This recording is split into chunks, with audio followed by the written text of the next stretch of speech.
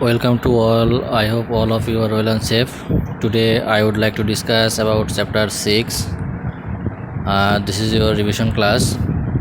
The topics for today: structure of atom, atomic number, mass number, isotope, cation and anion, compound formation. These are the total topics, all topics of this chapter. So first, structure of atom. So what is atom? The tiny particles by which everything that we see is made of is called atom. So structure of atom. According to the Rutherford model, atom is circular in shape. This is an atom where this is the center of this circle, and in case of an atom, this is known as nucleus,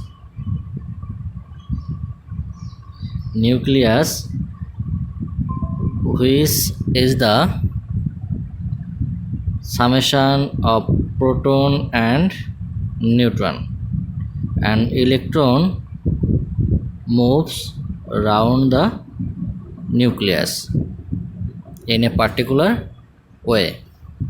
So this is the structure of an atom, where proton and neutrons gathers in the center of this atom and electron moves around the nucleus. Next, atomic number. The number of proton in the nucleus is known as atomic number. Atomic mass. So in an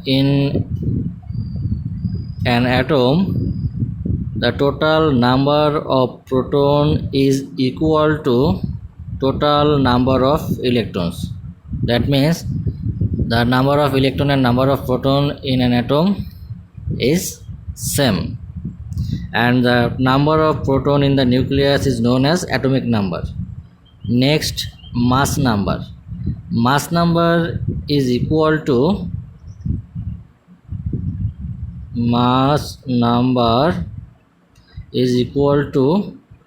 proton number plus neutron number.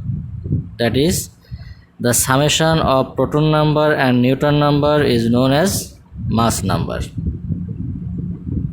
So in symbolic word, X, A, Z or X, A, Z. X is any element, A is mass number, and Z is atomic number. So this is the symbolic meaning of an element. X is any element, where A is the mass number and Z is atomic number. Next, isotope.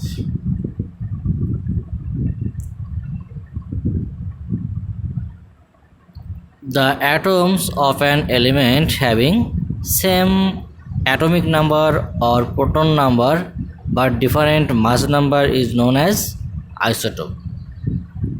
For example, hydrogen 1 on 1 2 1 3.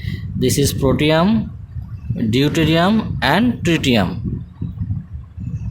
Here atomic number is 1, this is also 1 and this is also 1, but in case of mass number are different from each other. So these are the isotopes of each other. This is protium, deuterium and tritium are the isotopes of each other. So here is an important math. For example,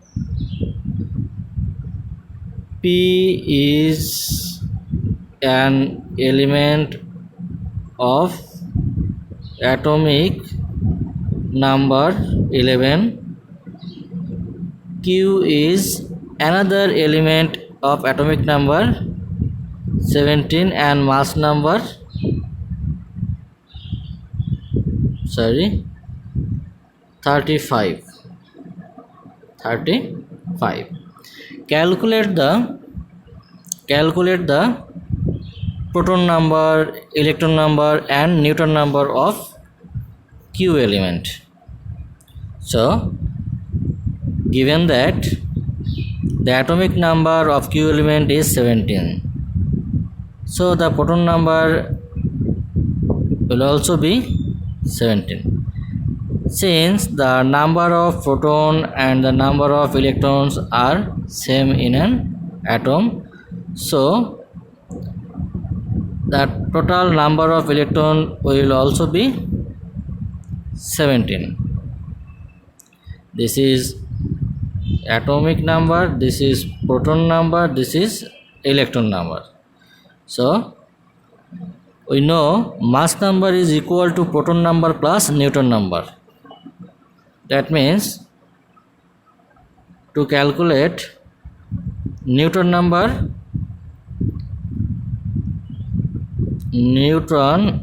is equal to mass number 35 and atomic number or proton number 17, that means 18.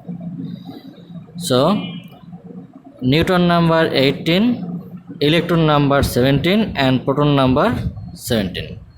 These are the answer of this question. Next, cation. Cation.